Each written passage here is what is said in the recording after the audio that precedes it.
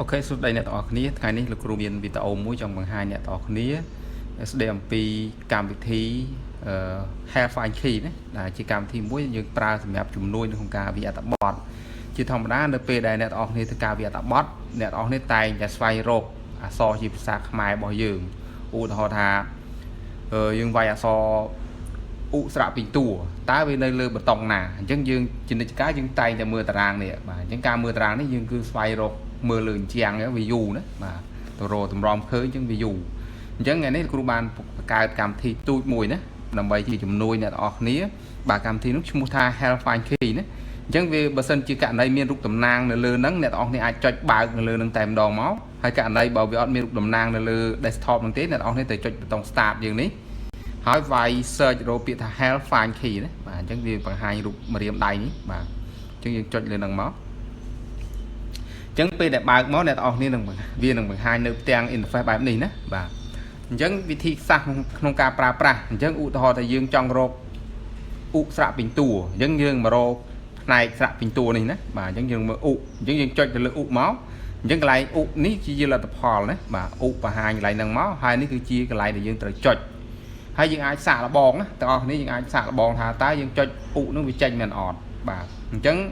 ឥឡូវនេះយើងមើលសិនណា keyboard យើងជាភាសាអង់គ្លេសដើម្បីសាកល្បងឧនឹងវាចុចស៊ីបើកគ្នាបហ្នឹងវាចេញឧអត់យើងត្រូវបដូរវាទៅភាសាខ្មែរសិនណាយើងចុចលើប៊ូតុងបដូរក្តារចុចនេះមកបាទអញ្ចឹងកន្លែងនេះវានឹងដូរភាសាអូតូម៉ាទិកតែម្ដងអញ្ចឹងយើងចុចស៊ីគ្នាបមកវានឹងចេញណាបាទអញ្ចឹងយើងអាចប្រើប៊ូតុងដទៃទៀតឧទាហរណ៍សបសម៉ូសអីចឹងទៅអានេះសញ្ញាដាក់ជើងណាបាទជើងគឺជេហ្នឹងគ្រូដាក់ដាច់ដライពីគេឆ្ងាយបន្តិចណាបាទតែស្រៈដូចគ្នាដែរមានស្អូសស្អេសស្អស់ណាបាទអញ្ចឹងយើងរៀបអស់អញ្ចឹងអ្នកទាំងអស់គ្នាត្រូវការជួញជំនះឬក៏ស្រៈណាមួយអ្នកទាំងអស់គ្នាអាចមើលនៅក្នុងនឹងបានណាហើយក៏មានស្រៈគេហៅថាសញ្ញាផ្សេងដែរដូចជាសញ្ញាអាស្ដាសញ្ញារបាតបាទសញ្ញាបដិសេធឬក៏តនឃាតត្រីសាប់សម្លាប់ពីរណាមានទាំងអស់ណាសញ្ញាខណ្ឌអីហ្នឹង